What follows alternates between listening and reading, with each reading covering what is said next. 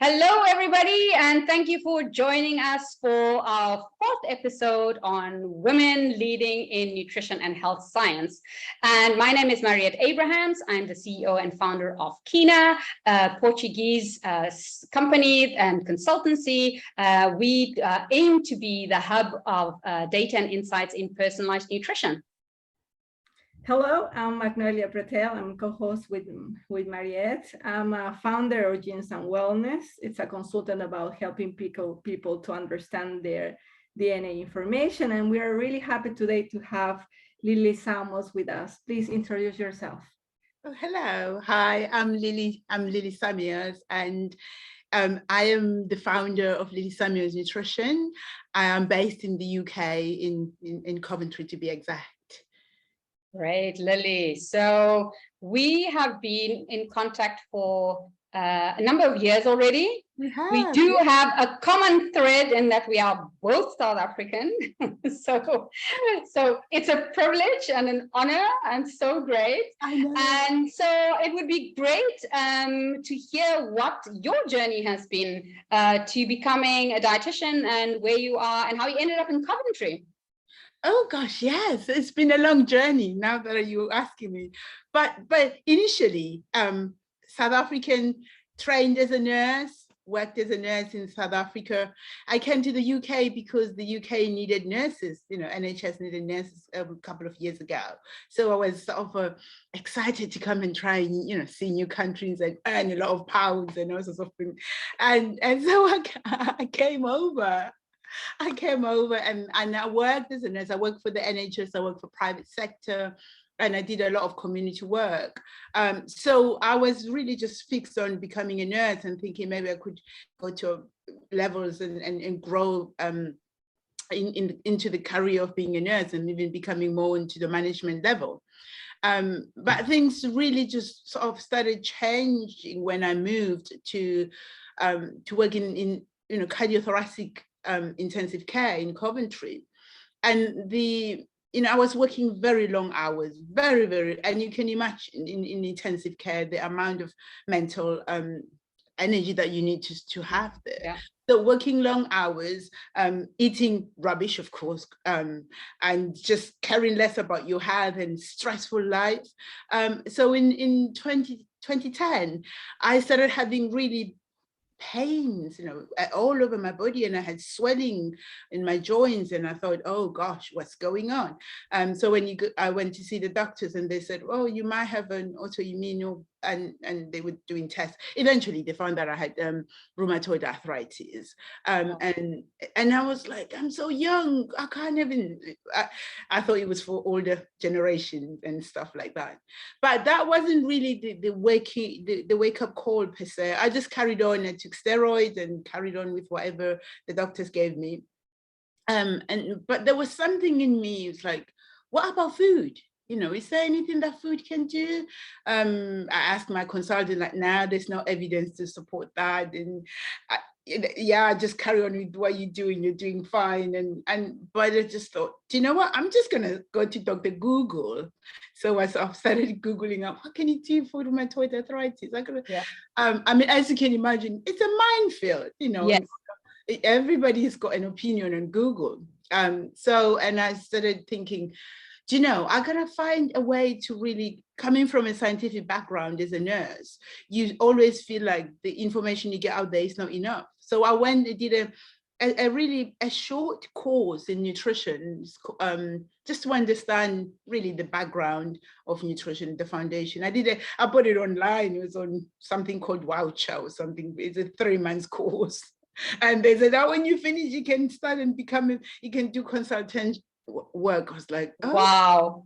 Yeah, that's how bad it is. So I did it, and then I finished. I've got a certificate now. I don't know anything. I don't know what I'm doing. So, to cut a long story short, I thought, no, I'm going back to university. So I stopped doing nursing altogether, went back to Coventry University here locally, did a BSc in nutrition and health and did master's degree in sports and exercise nutrition. And then that's when I actually thought, oh, I really understand how it was really about understanding my own body and how I can support my body with food and nutrition. That's how the whole journey started. Just because I was unwell and I was the thought of having to be on tablets for the rest of my life was terrifying. And being a nurse, I used to give all, those tablets. You see somebody taking 10 tablets in the morning and thinking, God, no, I don't want to be one of those. Yeah. So really, that's how I got to, it was the desire to help myself. Fantastic. And how what was the next step then for you? Because then you could have technically gone into sports nutrition and worked with sports teams. I could. I've always loved sports. I used to run, but run as an amateur. I never got to the professional level.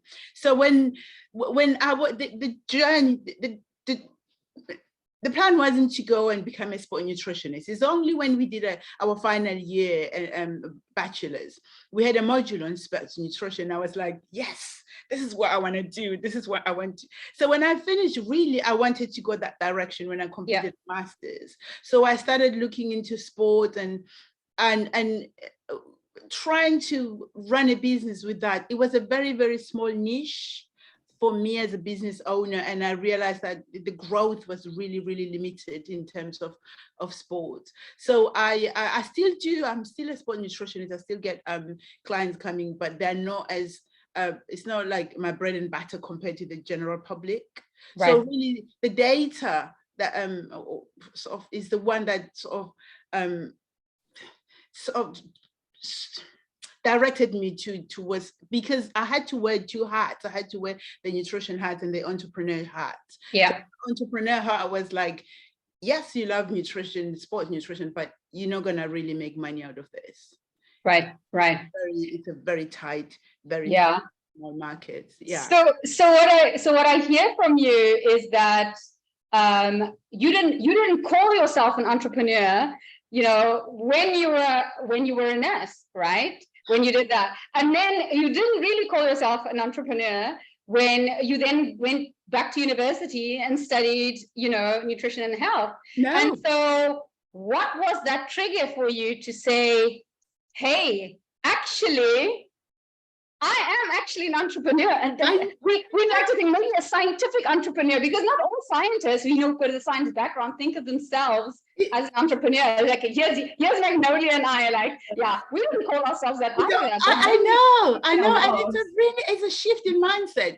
For me, I just wanted to be I wanted to work with people and helping people. Yes. And that was the start of the business. I could start. But the other thing was the thought of going to work for somebody. Like my experience in the NHS really, really made me not want to go and work for anybody else. Yeah. So I thought, I'm going to work for myself. But I never thought that I'm an entrepreneur. And it's such a sort of an intimidating word to call yourself entrepreneur. Correct. Yes, because it comes with a certain way. So as I started, the first 2 years of my business, I was just, I'm a nutritionist. But I realized that when you lead like that, you become, you are caring, you take care, you give your all to people all the time. You're not making money. You are charging ridiculous amount of money, like something that you wouldn't even sustain yourself for a day.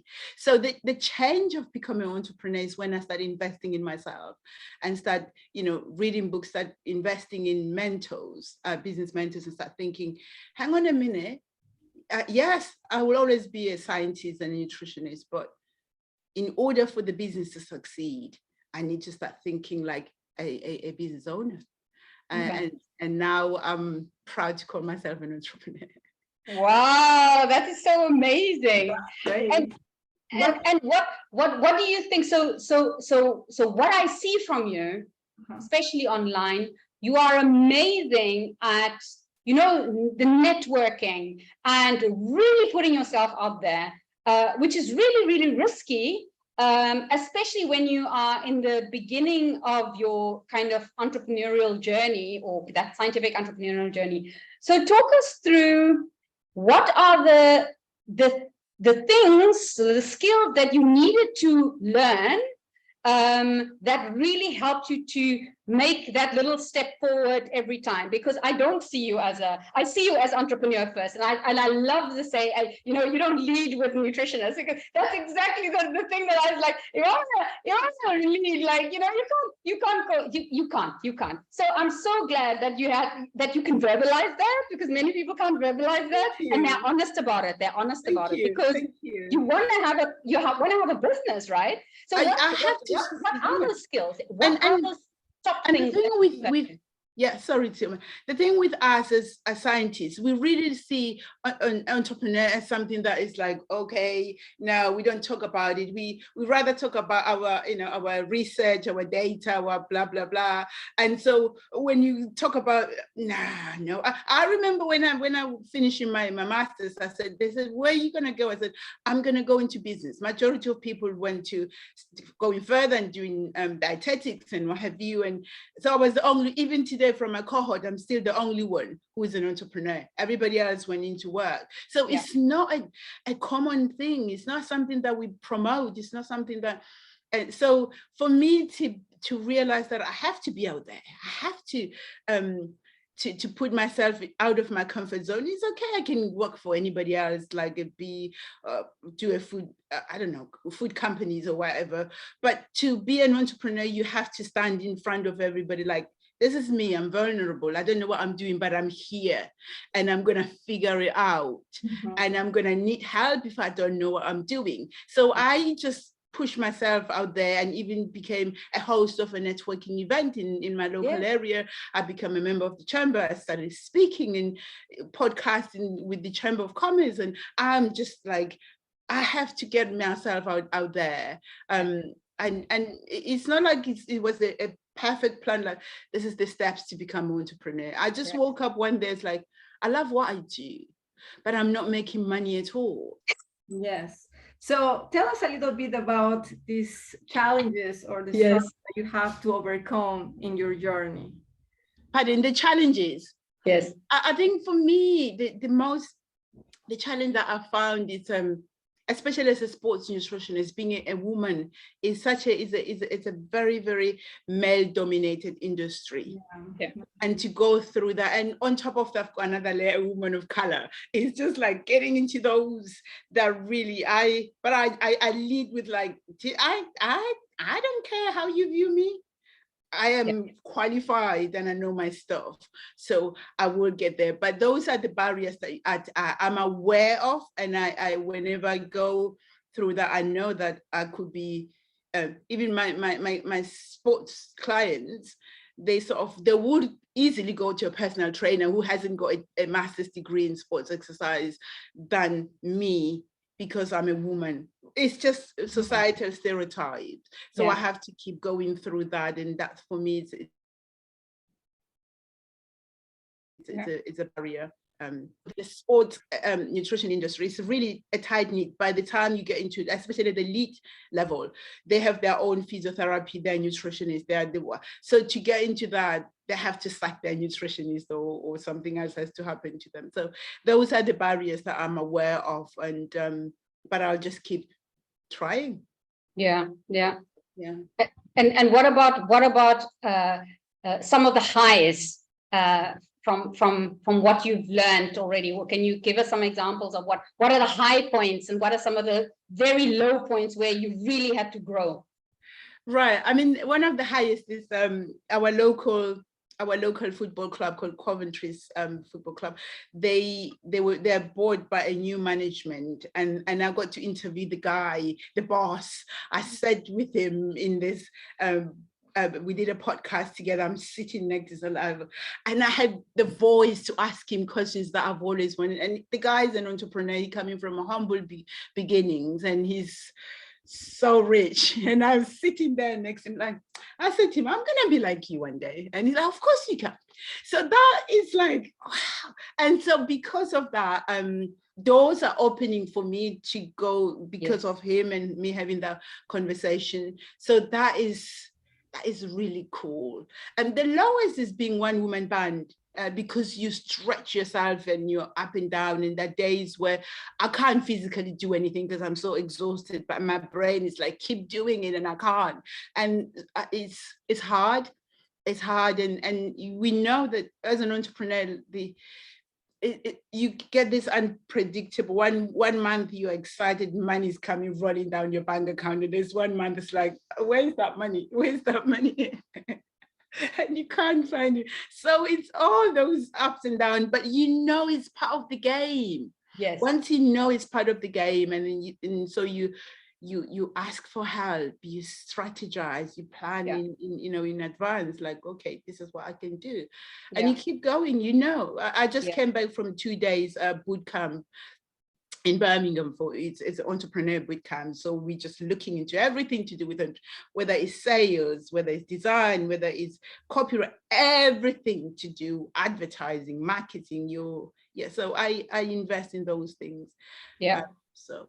Fantastic. So tell us a little bit more about this seeking help thing, because I find that very, very interesting. Because I from my perspective, sometimes you don't know that you need help. You first need to admit that you need help. Because as a scientist, your natural reaction is always, well, I can learn about it. When actually it's not your job to do. Somebody else can just tell you what to do, right? And so how do you distinguish routine when you really need help, or when you think you need help when actually you should have outsourced it? Yeah, so look at it this way. When you go on a journey, you have a map, I'm moving from A to B, and somewhere there's your journey, your itinerary is really lined up for you in a nice way. And then halfway you're thinking, well, I'm not really going, it doesn't look like I'm going where I'm supposed to be going. So what I mean is you have to have a plan. So you look at your numbers, you look at your financial, look at your goal for the first quarter, I want to be here. But I'm not, you're going towards the end of the first quarter, like I'm nowhere near where I'm supposed to go. What is it that is making me not get to there? What is it that I need to go to London, but I find myself on my way to Manchester? How did I get there? So you have to be able to go back and look at that and reflect and ask yourself questions. What is it that I'm trying to achieve here? And how do I get there? And you realize, oh, I could do with social media. I'm not really good at it. So who do I get in touch with? Or maybe I don't really understand my numbers. My numbers are jumbled up, and I can't actually afford an accountant right now. So what do I do? Can I get a little, maybe go and spend a day on YouTube and learning on videos on how just to balance the books? That is the thing. If you just go without stopping and reflecting, somewhere in Scotland is supposed to go to London. So it's the same with that analogy with business. You have to stop and what is it that I'm trying to achieve? I want to make X amount of money, or I want to grow the business, or I want to have staff, or I want to this and that. I want to, you look at those 5 years, 3 years, 2 years goals. Am I on track? And then, no, I'm off track. What is it? Do I need to learn more? How to communicate better? How to sell better? And then, as scientists, selling is the worst thing. We don't want to sell. Yes. No, at all. We'd rather behind our research papers. Selling, no. So I struggled with that, having to say, I have to make money. I'm selling. I'm a salesperson, because we look at those this shifty salespeople who used to push things towards like, oh no, I'm educated, I don't want to be like one of those. At the core of who you are as an entrepreneur, you are selling. And once you peace with that I am a salesperson, whether I might as well go and get a job. So fantastic. So where do you think you need to develop more, or what do you think is your next kind of step that you need to take in order for you to reach your goal, your vision? And I think picture. Give us the picture. The goal is to outsource more professionals that they do the day-to-day work, as in like creating meal plans and stuff like that. And I focus on being an entrepreneur, really just So getting off the nutrition part as a yeah, so because I want to grow the brand, I want the brand to become just not only focus on nutrition, I want to sort of become, well, bigger, and so I can even expand into other countries, but I need a team. So the goal is to start. I mean, at the moment, I've got an intern who's almost a final year student that she's running the social media aspect of it. But so I am looking into that, and then I can just become the CEO and the owner of a business, not a nutrition anymore. Yeah. And that's interesting because you know that because what some people do when they want to become an entrepreneur, like they go all in, hire too many people, spend too much money way up front, but people don't actually know what they're doing. They don't do anything. They don't really do anything. Honestly, I'm not going doing something. I know, and you just keep your wages bill is so high, and you just keep, you end up being in debt, and because you want to grow so quick. I don't want to employ them. I want to outsource. Yes. And then they have their own business. They come, just pay them the invoice. But so I can focus on growing the business. When clients come, just send them to them, and so growing the aspect in the brand. Yeah. So one of the things I also that you touched upon very lightly is this concept of role models and mentors. Yes. And can you expand on how you found, who's your role model, how you found your mentors? Do you have different mentors? What do you look into? Also, it was easy to find female mentors on your road. Like, did you find? Well, I actually struggled. Yeah, I really struggled coming out of university to start a business. I couldn't find role models. I couldn't find very successful business women in my line of work locally to start. So I had to rely on books. I had to rely on videos. I did webinars and listened to webinars, and I had a lot of mindset books that I started learning about. But I was clear that I, regardless of whether I get role models or not, I want to be a businesswoman. And in very early time, Maria, you were so instrumental in helping me in my believe, because I'm difficult to be and challenging to own a business, and kindly you reached out and said, let's have a chat. And it was really the very early days, and nobody else has done that since you've done it. And now I get a lot of students coming through, like, can you help us? Can I come over? I was like, I'm still trying to figure out. I don't have the capacity to teach you. But I relied mainly on just educating. It's self-taught, and I find if I do find the early years, the Chamber of Commerce gave us these free workshops on just the basic on how to start a business, but the mentors that I found, they couldn't understand coming from the scientific background, because most of them, they're just coaches that done some courses online for 3 years, and then they think they can help you, but they don't understand as the science part. Yes. And they'll be like, oh yeah, can you just do like Joe Weeks? And like, Joe Weeks is it? Can you don't go back? I was like, no, I don't want to offend anybody, but I'm out. Yes. I can't sit here and listen to that. So I just really looked at books, and one of the best book that I read is a guy I go over and over. It's called Relentless, by a guy who Tim S. Grover. He was Michael Jordan's trainer. Okay. Yeah, and I read over that over and over. The mindset is just like, you either do it or not. Nobody's coming. Yeah. And then so I just keep building my mindset thing based on that. Yeah. So I think that's absolutely fascinating, because, and you probably shares that, I come from a family that, had very traditional careers. Like, my father was a pastor, so I grew up in the church, and my mother was a teacher. Like, we didn't have like these entrepreneurial role models, really. No. And then you come out of university and you want to do this thing that is then so different to what people are used to then find mentors who don't really understand not only where you have come from, but what you are trying to do with a different background. And so it's a hard, and this is why, it's refreshing, because I couldn't find a mentor. Maybe now, probably in the last year or so, I now have people who understand better, but who have come from very executive roles and now are in entrepreneurial world, probably get it a little bit better. But nutrition was fluffy for these folks, right? For years, nutrition was something.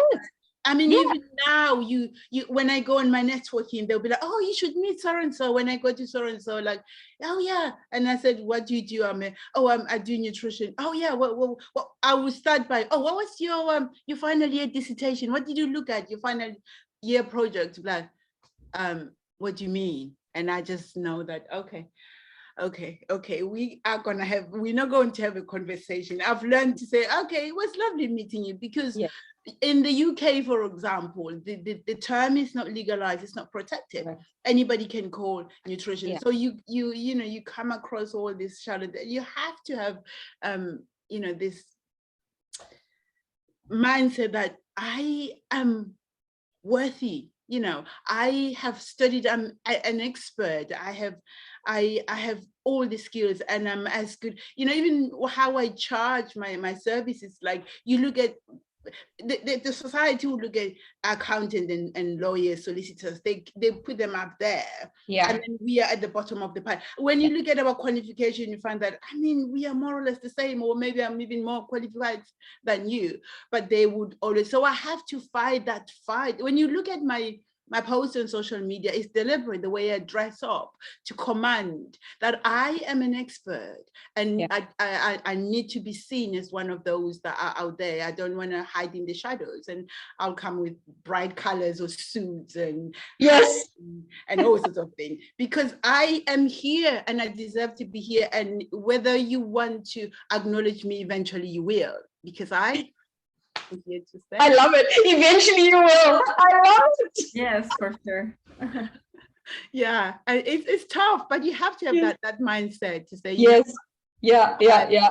I can't be sitting in the background. And so what is next for you? What can we expect kind of on the roadmap from you, from Lily Samuels? I mean, I'm actually I'm rebranding currently as we speak, because when you look at my ever first logo, it looks so like it was done by a primary school child, and everything was all over the place. I feel more confident and more grown up now. I'm creating a very strong brand. So even the website at the moment is being redone. It's just, at first I was like, oh, weight management, yes. Sports nutrition, yes. Oh gosh, I was everywhere. Now I've become so confident as a businesswoman, and also as a scientist, that this is the stuff that I'm doing, and this is what I'm focusing at the moment at menopause nutrition, perimenopause, so hormonal menopause, and sports nutrition, and everything else that has not, and corporate work. And that's it, and that's where I'm just gonna go. But I'm really focusing on growing the corporate side of the business, where I looking into getting into those. I've invested some money into some organizations that can open doors for me, because it's really about who you know. If I know you and you know a CEO of Sainsbury's, then I can talk to you through that. And when you just send an email, nobody seems to reply. So I'm niching down.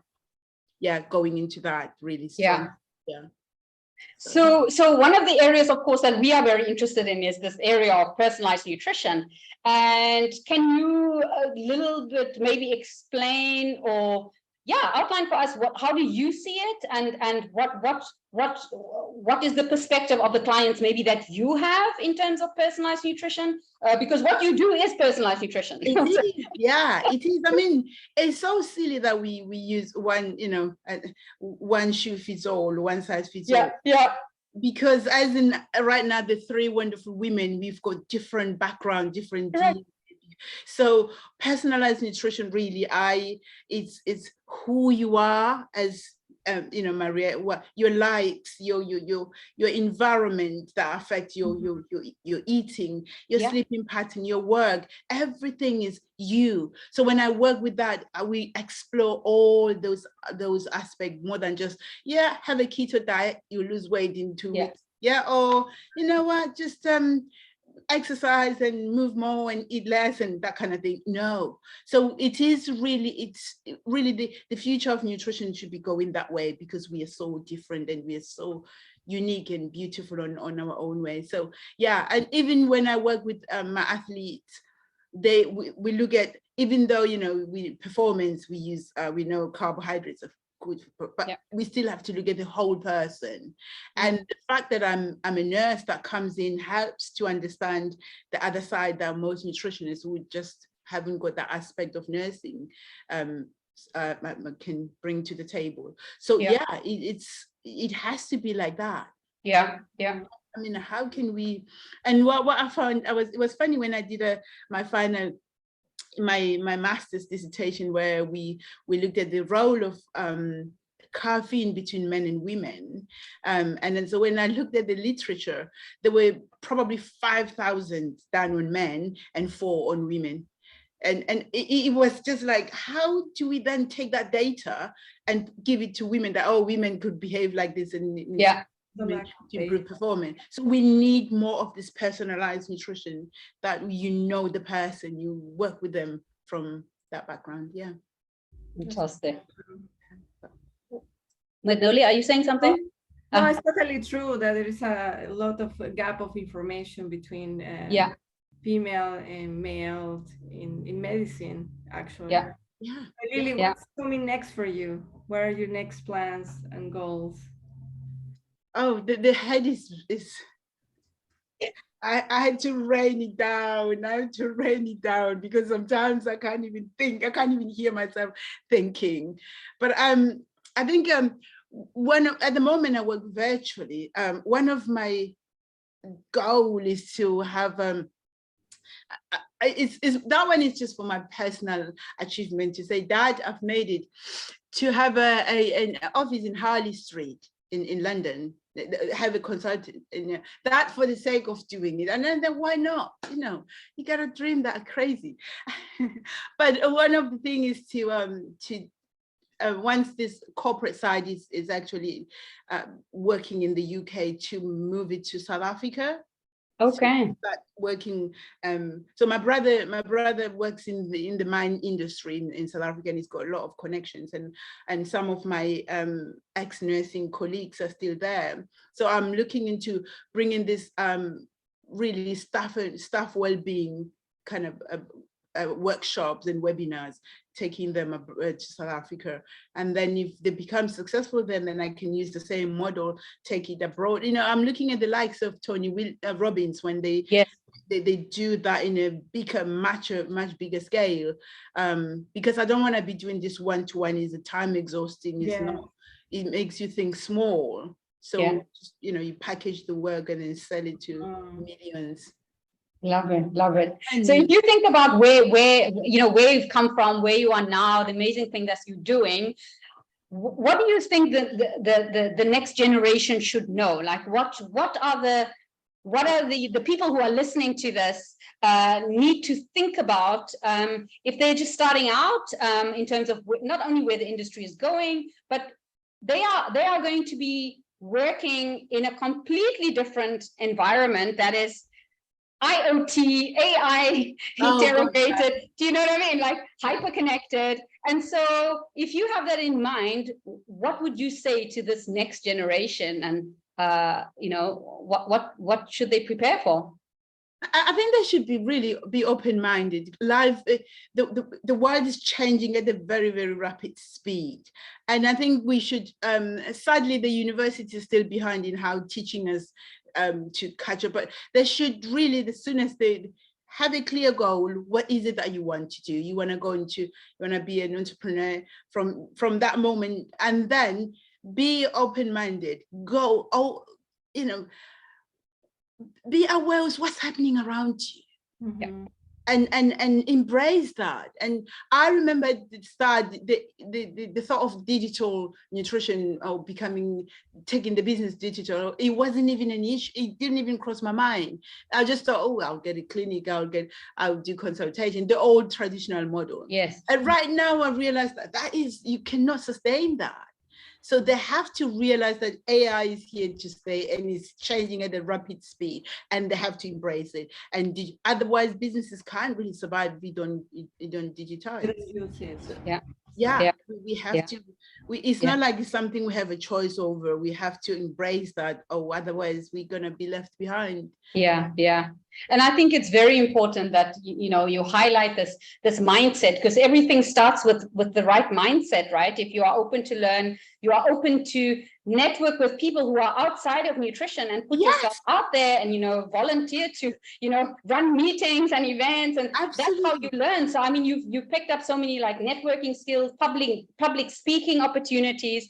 There are other skills that really are critical to an entrepreneur, more than what you can ever learn in a course. Absolutely. And wherever I go, I tend to find myself being the only nutritionist in the room. Yes. And that is my superpower, because I get to learn a lot from all these people. Oh, is this how it works? Yes. And I got to stand in front of a room full of about 40 businesses, and I feel like, you know what, this is my moment. I'm going to speak and I'm going to tell them. And there was a time I was even invited to speak in a room of 200 businesses because of me just being curious. I want to know. Oh, is it how it's done? Okay. So I would say sitting in front of the laptop will never get you anywhere. Get out and be awkward and feel like I don't belong here, but you are there. And we grow this the neural pathways when we are out of our comfort zone, and you come back like, oh, it wasn't that bad. Next time I'll go to another one. I'll go to another one. So you have to be really adaptable and be able to pivot as well when you realize, oh, this model is not working. Yes. What can I do? Okay, can I move to that model? And be able to say no to everybody who wants your piece of your time. No, sorry, no, I can't do it. I won't do it. Or when like, oh, can you, your prices are really high. Can you? No. You can't afford me. That's fine. There's somebody else out there you can afford, but no. Yes. And those things, those are hard things to do. Yes. You have to, but you have to keep practicing that. And at first I used to like, oh my gosh, okay, how much do you charge per month? Let me get back to you and send it in an email. And you can't say it out loud. You have to reach the point where you can say it with a straight face. I know. And then you send an email, you can't even click send. Do I send it? Yes, for sure. You can't. But now, like, sorry, I can't. I mean, there must be somebody out there who can help you, but I'm not in that position to do it. Yes. But it takes time. You have to be in those places where I was two days ago. I was in a room where some of the people that they turn over something like 20 million a year. And this guy was saying my VAT bill was 2 million. And I'm like, oh, this is where I want to be. Because right now I feel like I'm in, and you want to be there, that you feel like, of course I'm an entrepreneur. They started somewhere. They started where I am now. So I just have to learn how they got there. And I have to be in their company. So lovely. Very inspiring. Very inspiring. I think that's an excellent note to end on, Magnolia, unless you have any other questions. But I think it's so inspiring, and so I think it's great that you've come this far, and also from I'm sure you get the reaction all the time, like, oh, South Africa, oh, like, Oh even, gosh, yes. Oh, Magnolia, oh, you get the it's frown, it must be so hard, it must be, but people rise beyond that and above that, and some of them have never even been to South Africa, but they will tell you, oh, the history, and they will tell you, oh, the crime, oh, this, and I just sit there and listen, like, okay, I mean, okay. Yeah, okay. And it shows it doesn't matter where you come from. Exactly. And it doesn't matter whether you identify yourself as a man, a woman, whatever. It doesn't, none of these are the extra layers that we add to ourselves, that they're weighing us down. And sometimes we use them as excuses. And so you like, I want to get there. How do I get there? I want to go, I put on my sat nav. Oh, this is the postcode I want to go. It will take me there. I don't know along the way. If I get lost, I'll recalibrate it and get there. And that's it. Is it gonna be easy? No.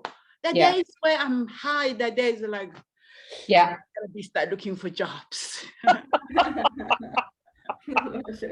It's true. It's so true.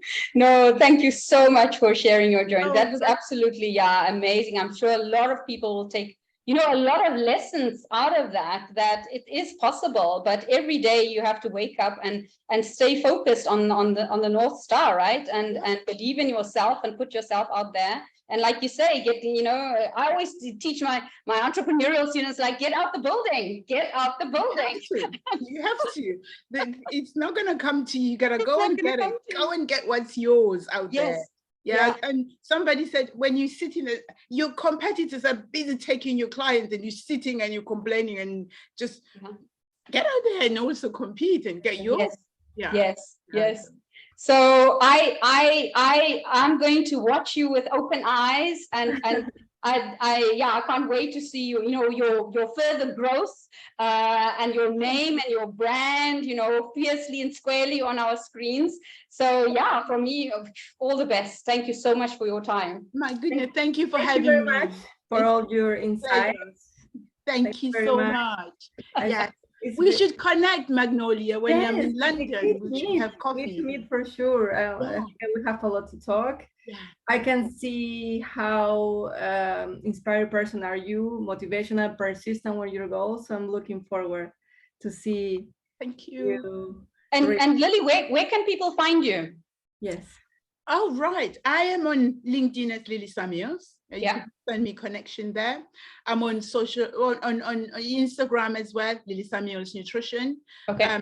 Recently, we just started TikTok. My intern is doing TikTok, the same, Lily Samuels Nutrition, Facebook. The website as well is the same, Lily Samuels Nutrition. Okay. And then if they want to drop me an email, it's hello@lilysamuelsnutrition.com. Fantastic. Thank you so much. Thank you. We'll look forward to hearing from you. Bye-bye. Hold on 1 second, okay? Hold on 1 second. Oh, okay.